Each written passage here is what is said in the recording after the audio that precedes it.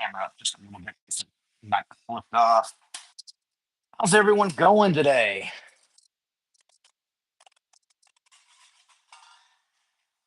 So my name is Jonathan. Of course, this is Deep South Foodies. We are super excited that you're here. It is our live It's Soul Food Sunday. It's our time to hang out, cook, and just fellowship together. So we're gonna get off the gate. We're making shrimp and grits today. My favorite all-time food. You can ask my wife everywhere we go if they got shrimp and grits on the menu. It's like in that top three things that I snag.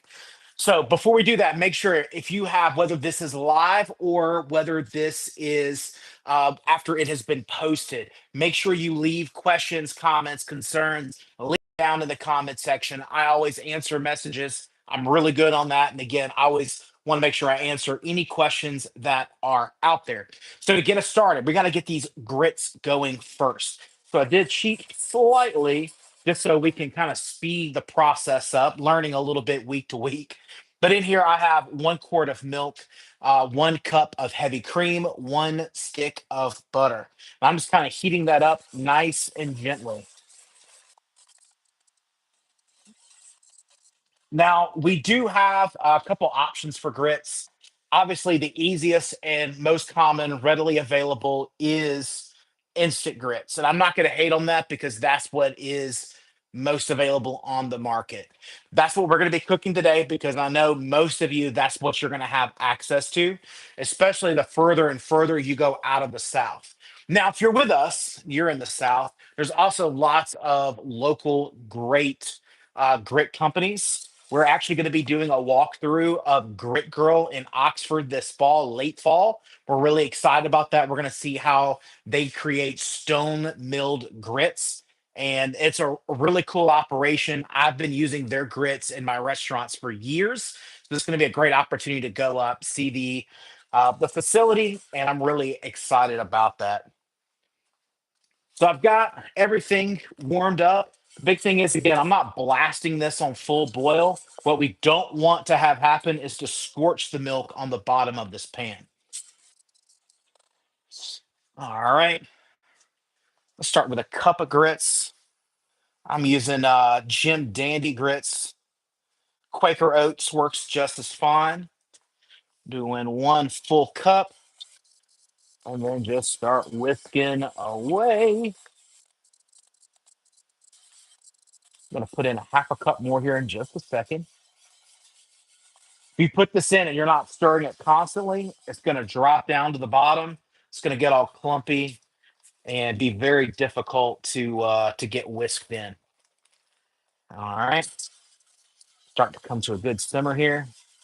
There we go. We don't want to leave those grits just sitting down in there full swing just yet.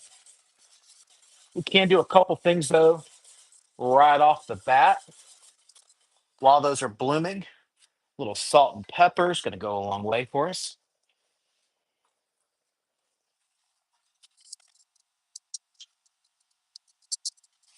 These are super nice and whisk. We're going to keep those moving. Now, I like to add just a little bit of flair to the grits. And yes, we're going to be adding some cheddar cheese to it.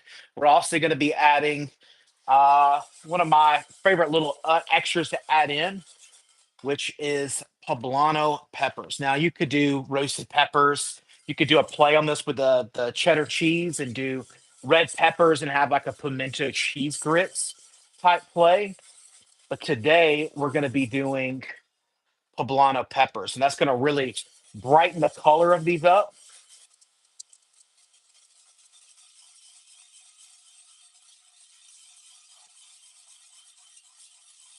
Nice and smooth. I like nice, smooth, creamy grits. Keep them moist. Again, what we don't want them to do is to get down on the bottom and get firm and be sticky. So again, be vigilant. This is the part where you don't want to skip around too much.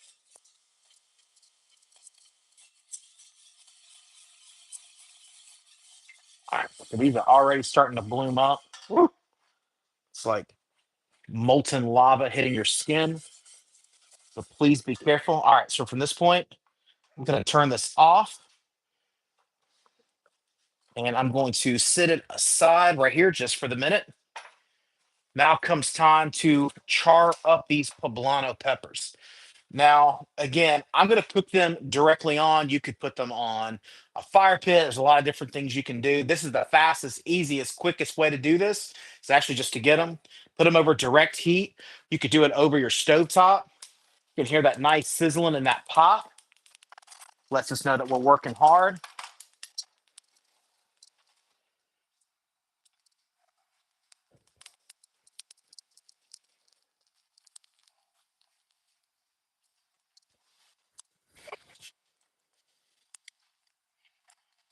Go. Yeah, keep it moving around. Add our partner right there. Get both at the same time. And again, we're wanting to put an equal char all the way around them. One that's going to kind of cook it through, so we're not having a super vegetal taste. That's going to really kind of cook it through, give us that roasted flavor. We're going to peel them. We got some nice ice cold water right here that we're going to use to help us peel them. It's kind of two different methods that really work well for peeling these peppers. Ice cold water is one.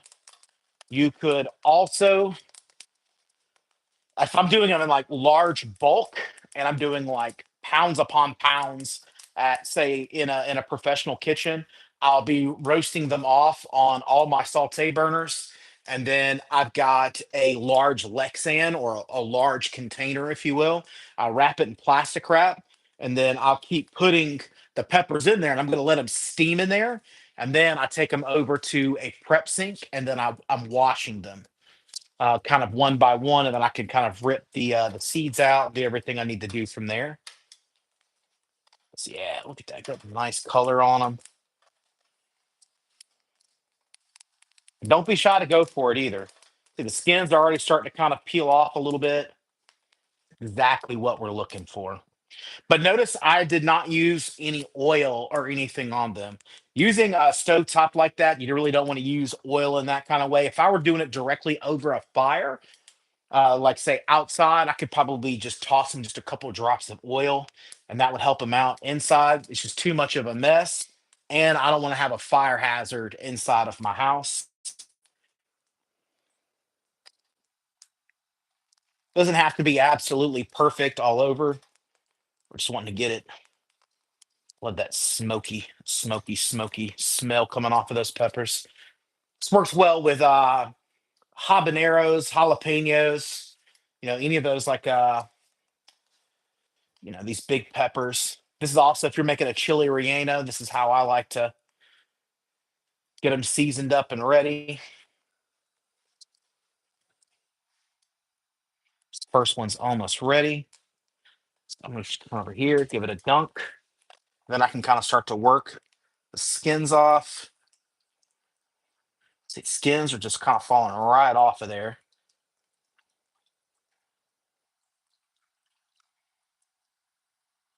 There we go. Probably should have wore gloves for this. Keep my hands a little cleaner, but they're coming right off. Then this big stem, but comes right off. Take all my seeds out.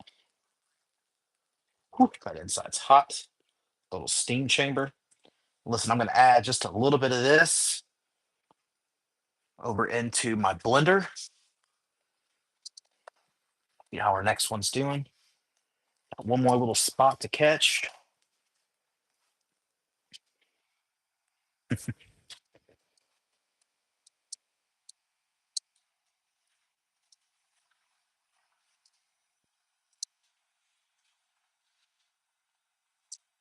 Last little corner down here. All right. Now we're speeding up. This is going to go really quick. Once we have this done, this dish is going to really start to kind of come together. So hang in there with me. So we're going to peel all of this off, get our seeds out. So a lot of people don't realize this, but the seeds contain lots of bitter oils. That's why it's very important to get them out.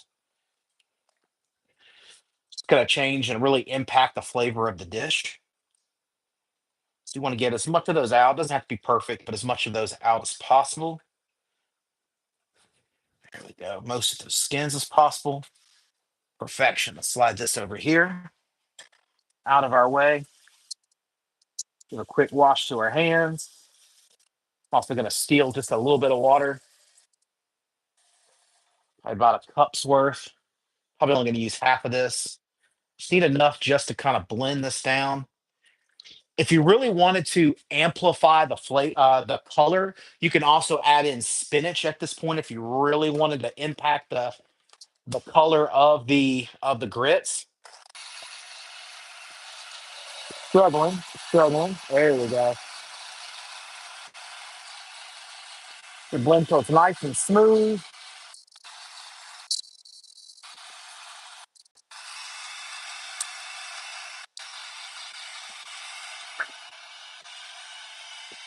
There we go. While that's finishing up, get my grits back over, looking great. Now this is kind of thickened up, which is fine because this is going to add that little bit of liquid that's going to really loosen them up. We're going to add in peppers. We're going to add in our cheese. I am using a white smoked cheddar. Start giving those a mix. Again, look at the color profile on those. That is beautiful. Does the smell delicious? I keep looking for smell-o-vision, you know? I'm hoping one day it's going to join us. Let's go ahead. Just a little bit more salt and pepper. All right. Now I'm going to reserve these off to the side.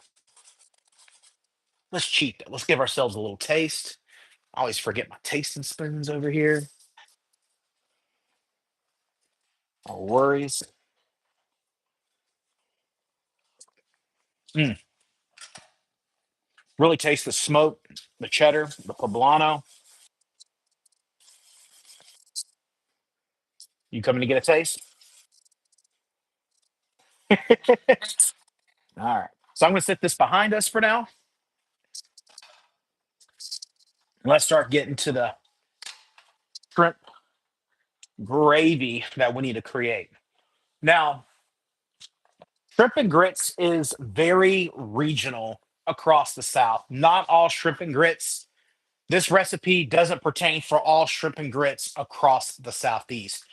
So you have like a Texas style that has like tasso ham that kind of transcends over into New Orleans. And then from about New Orleans over to the middle of the panhandle, you're going to start getting kind of what we're doing today, which has got local sausage in it. Our sausage today comes from Country Pleasin.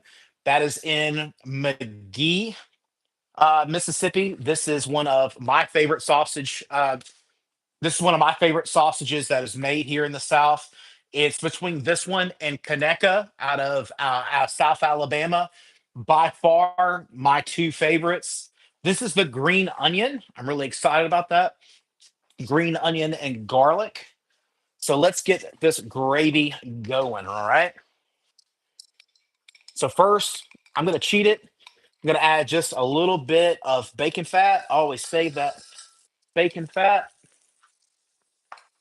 like liquid gold. And then to double down on that bacon fat, we're going to add some thick cut diced bacon. And you know what one of my favorite kitchen tools is, right? Got to have that flat wooden spatula. Give it that mix around.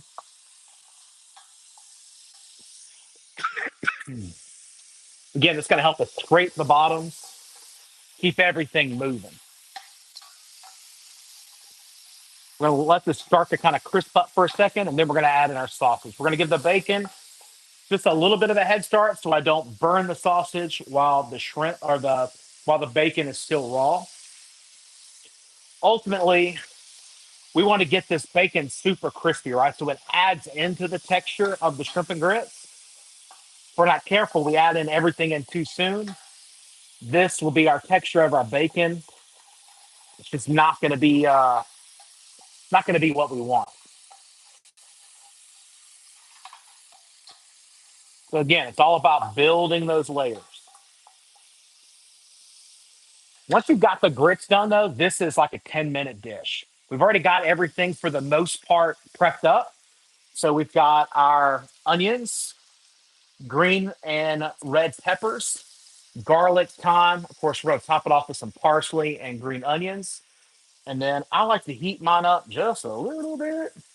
So we got a few little peppers right out of the garden, thanks to Miss Mary Eve. And of course, we'll have some Cajun seasoning. You kind of pick which one you want. There's all kinds of Cajun seasoning. There's Tony Chachere's and Creole seasoning. You get Louisiana. There's you name it. There's lots of brands down here. So kind of pick your favorite. Today, I'm going to be going with Louisiana, since they were so kind to donate us some.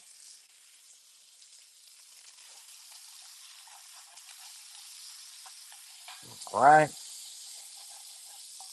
bacon is starting to crisp. I can lean it up that way. Again, still raw, but just starting to brown on the edges. I can get a good look right there. Now let's add in our sausage.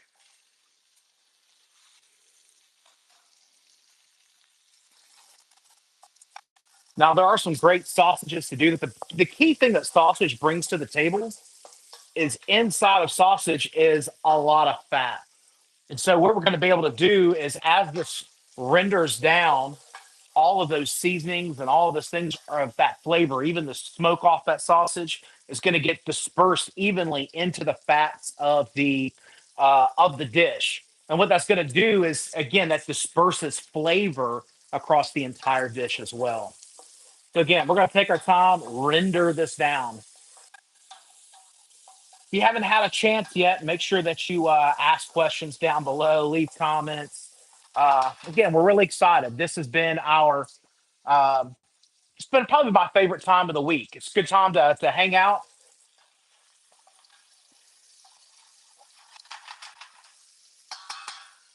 Some other great sausages, though, that you might add in. There's Down Home that's in North Louisiana. There's several there down in South Louisiana. I can't remember off the top of my head. Cajun andouille works really well for this, obviously, because it's going to have the fats and some of that Cajun seasoning already in it. We're going to be adding some regardless. So it doesn't have to be a Cajun andouille for our scenario right here.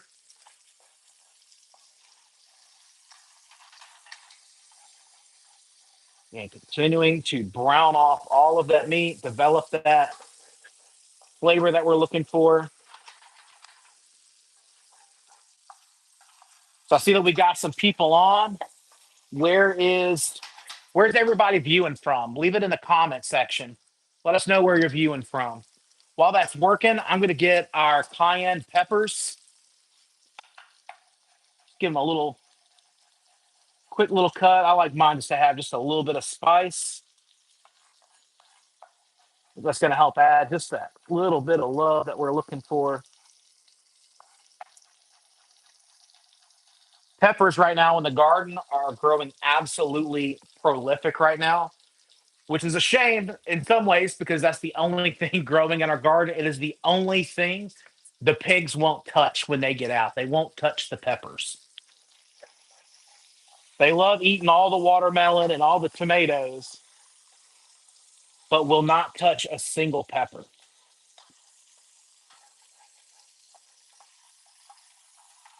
All right.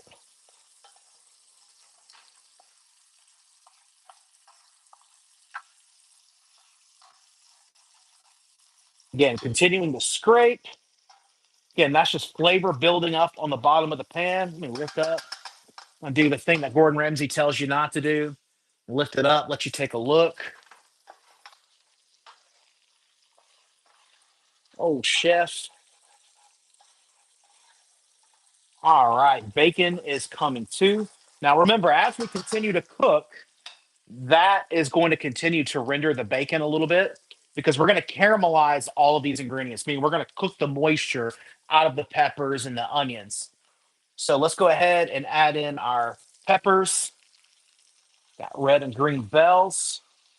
You could make it the full trinity by adding in celery if you would like. I don't feel like celery because we're cooking it so fast. I don't know if celery impacts the most flavor at this point.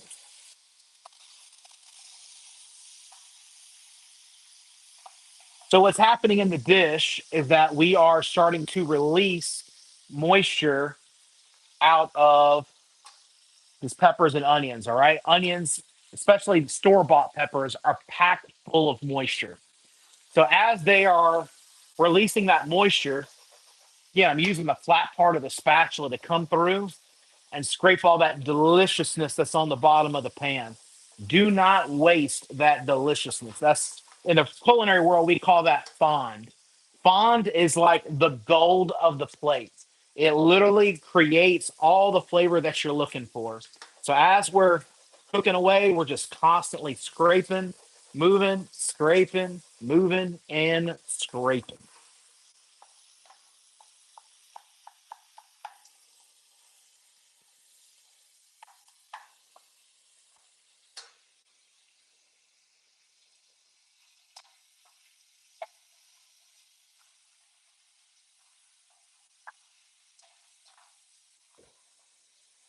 Like everybody in the South has like their own way that they kind of like shrimp and grits. We're kind of bringing up on earlier. You know, this is the kind of the Mississippi over to kind of Florida Panhandle version, and then as you roll over into Georgia and the Carolinas, you're going to kind of start rolling into a different profile where you're going to start adding in cream and things of that nature. It's really rich. Being a Georgia boy, I love it. The first time though moving down to Alabama, of course, somebody asked me to make shrimp and grits. So what did I make them? I made them, what I call Savannah style. So it's finished off with cream and thickened up, and it's super, super delicious. Problem is, that's not how it's done down this way. So I kind of had some disappointed customers. And it really kind of took me a couple of attempts to really develop this and really impact the most flavor out of my shrimp and grits. We live in such a society where you want everything so instant. And this is still a pretty quick dish. We're going to get this whole thing done probably less than 30, 45 minutes. In the grander scheme of cooking, I think that's pretty darn quick. Considering I cooked braised short ribs for 12 hours the other day. So now we're just about adding caramelization onto these peppers and onions. While we're doing that, do have some things to kind of flavor them up just a little bit. So I do have about a tablespoon of fresh thyme, probably a quarter cup of garlic, and then you can use diced tomatoes from the store. We're very blessed on our farm that we have tomatoes pretty much year round because my wife cans up our tomatoes. Mm, mm, delicious, delicious, delicious. So let's slide this up just so you see. So we've removed all that fond off the bottom of the pan. Now, if that's not happening here, like in a minute, we've got all this caramelization going, you could get a little bit of stock or some water, and then you find the areas where it's really concentrated, and you pour directly on that, and you could scrape it, and that'll keep pulling that all up. All right, it's working. Let's check on our grits. Let's make sure they're not thickening up too much.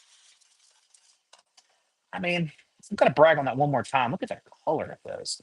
I don't know if the camera's doing it justice. Mary, is the camera doing it justice? Oh my goodness. Let's do this just to keep it warm, just to keep them nice and warm. Let's keep a lid on them.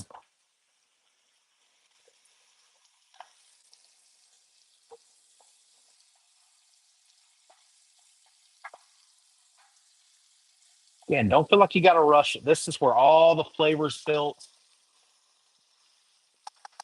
Again, if you wanted to add that full trifecta of meat, tasso ham would probably be one of my top items that I would add in. Tasso, unfortunately, for this part of Mississippi, again, we're in the Jackson area. It is incredibly difficult to find, and I don't understand why. It's from just miles down the interstate. Literally, I can hop down 55, probably travel 45 minutes to an hour to get into the Louisiana state limits, and I could probably find it.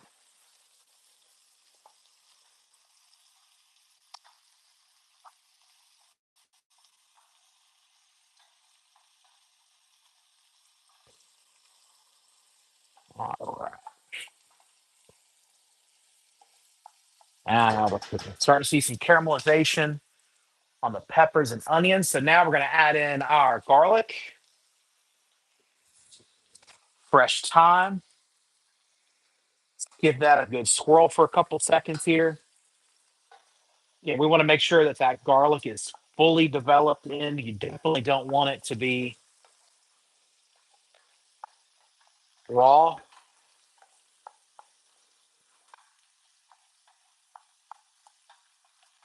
It's crazy aromatic in here.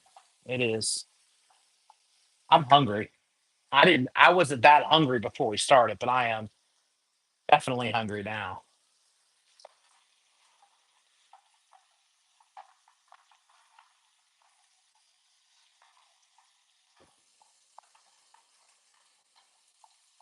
So just so everyone knows, again, we're doing these videos every single Sunday, 5 o'clock, Soul Food Sunday.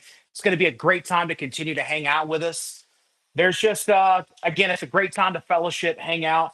If you say, Jonathan, I want to be more involved in the show, I want to be on the panel that asks questions and is cooking live with you.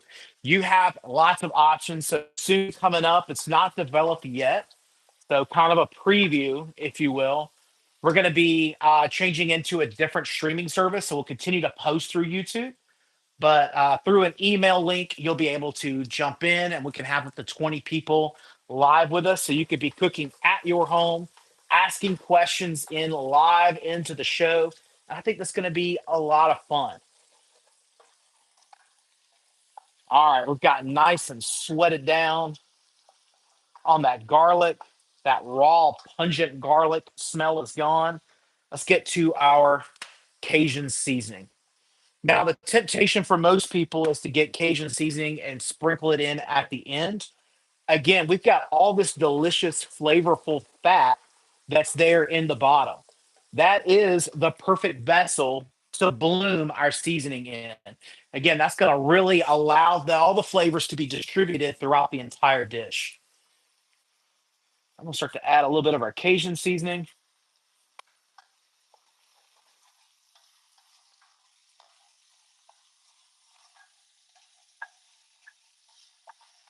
I don't want to give you I'm not trying to leave you in the blind on how much I'm using on this Cajun seasoning.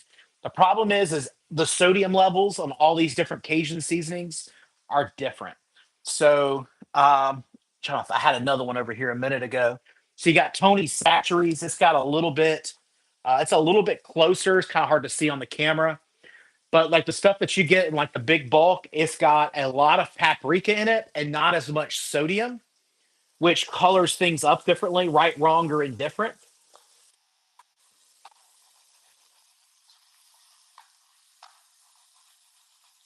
All right, it's really starting to add flavor.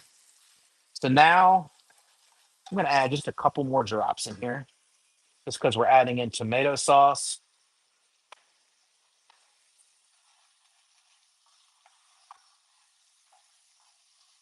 A nice color on this.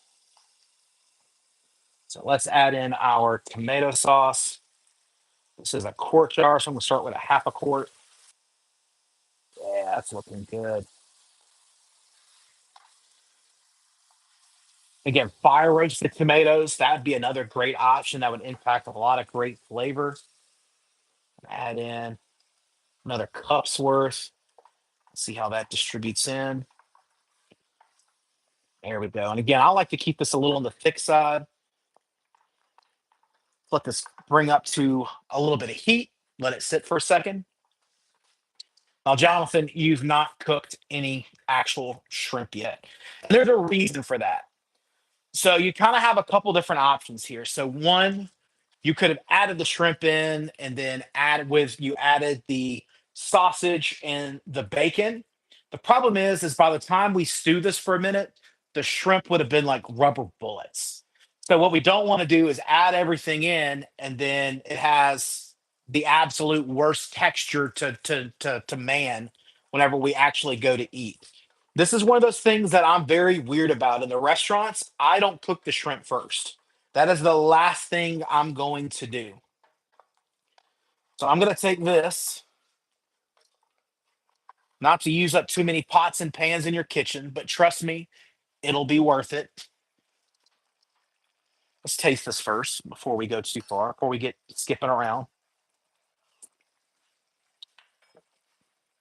Oh, yeah, really good. Ah, we do have one more nice ingredient that we need.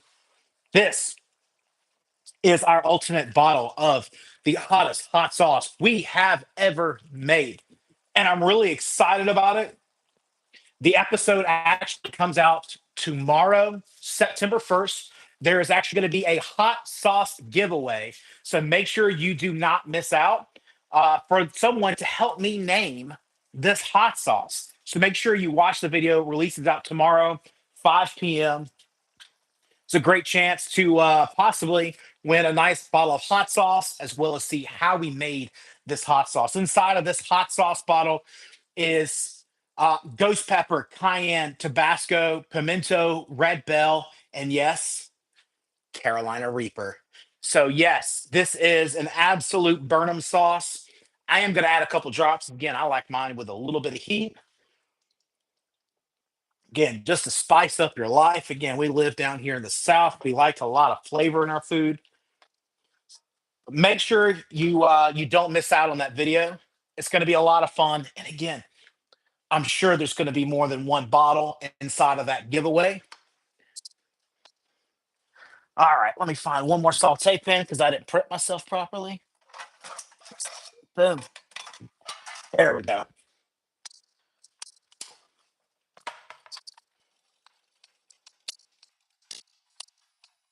There we go. Now it is time to cook our shrimp properly. Sorry about that.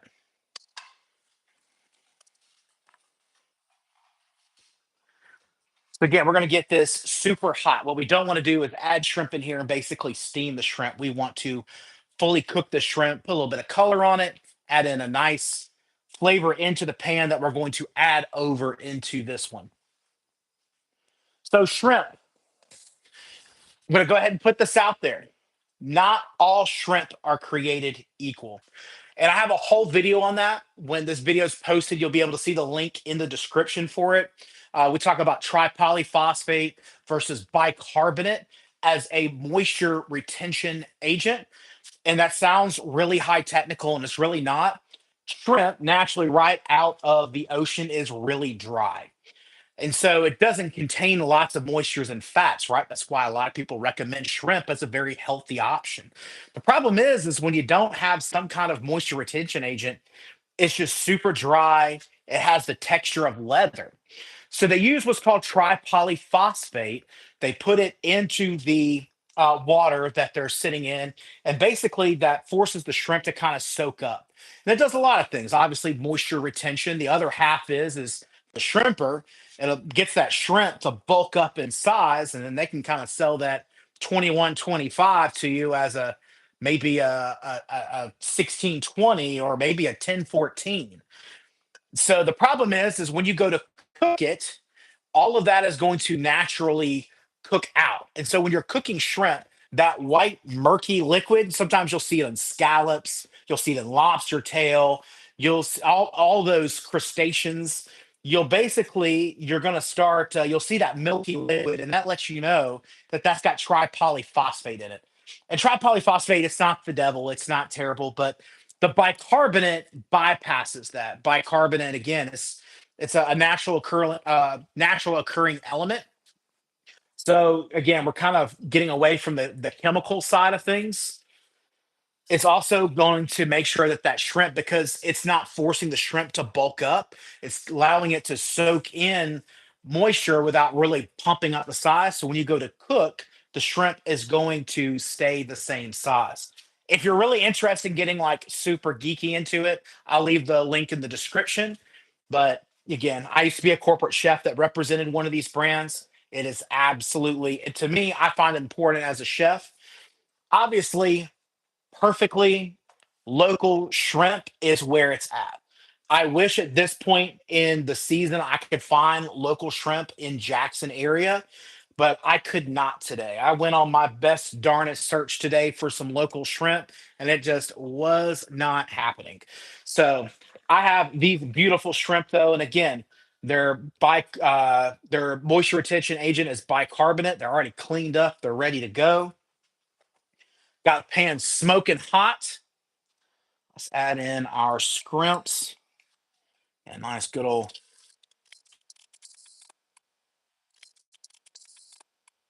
obviously I love me some bacon fat. I ain't holding back at all. Little swirl. Let's add in our shrimp. We're cooking for about 4 people today.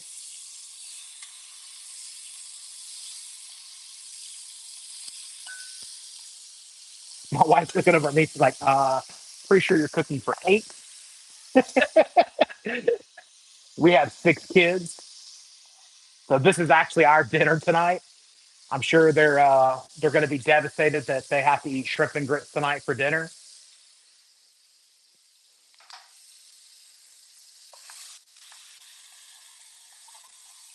All right, yeah, we're gonna add in a little bit of that Cajun seasoning.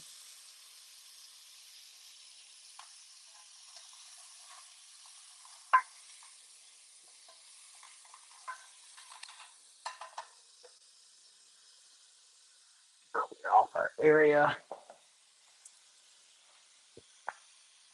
Oops, still gonna need that.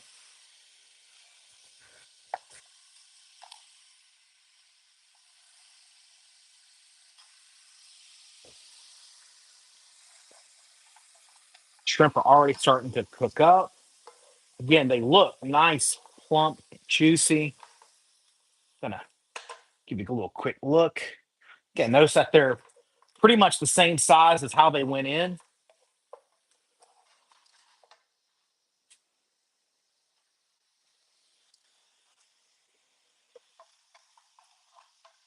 All right, let's get our.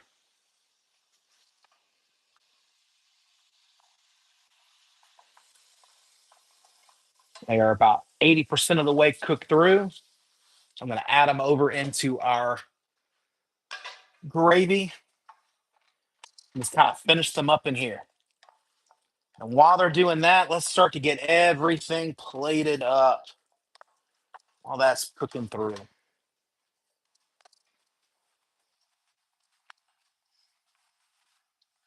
All right, 2 portions here. Put them on 2 separate plates here. Grit's still nice and warm. Yeah, it's still holding the color really well. Sometimes they'll oxidize a little bit.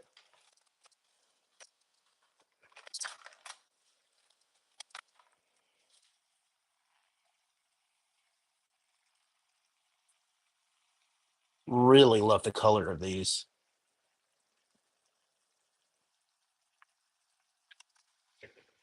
All right. Well, they are ready. So now it's time to herb them up. Nice, healthy amount of parsley.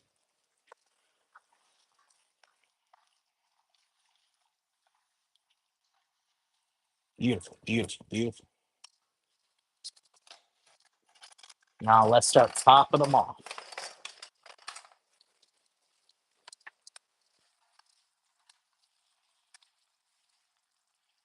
Kind of use go right on top. Again, you like the money right on top. Make sure everybody gets a nice good amount of sausage and all the gravy. About 8 shrimp each.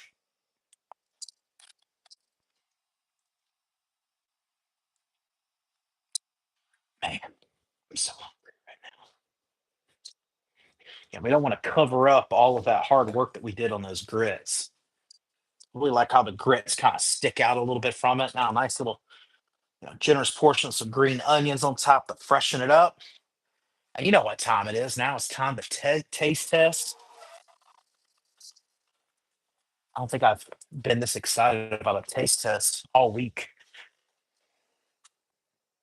I'm going to leave that one for our picture. That one. I like that Play-Doh. So let's test it out. Get nice, beautiful.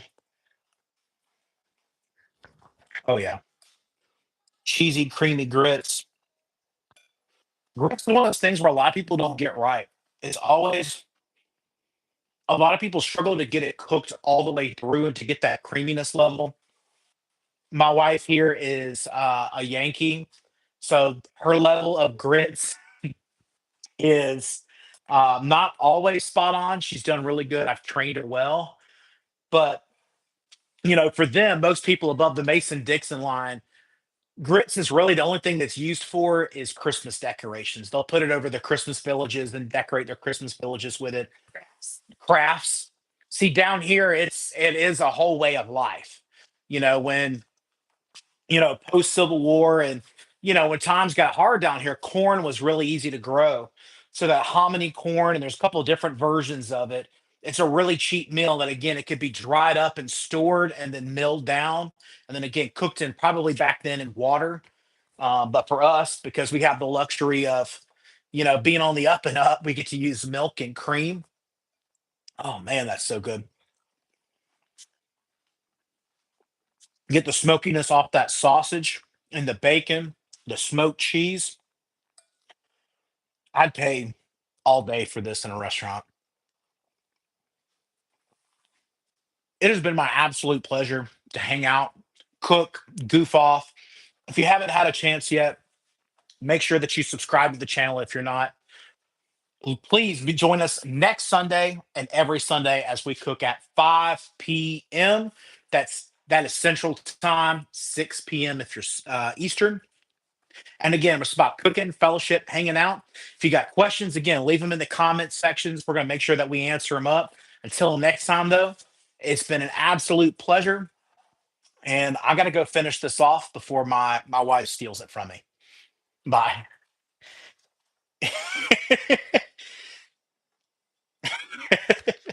We'll see you next time.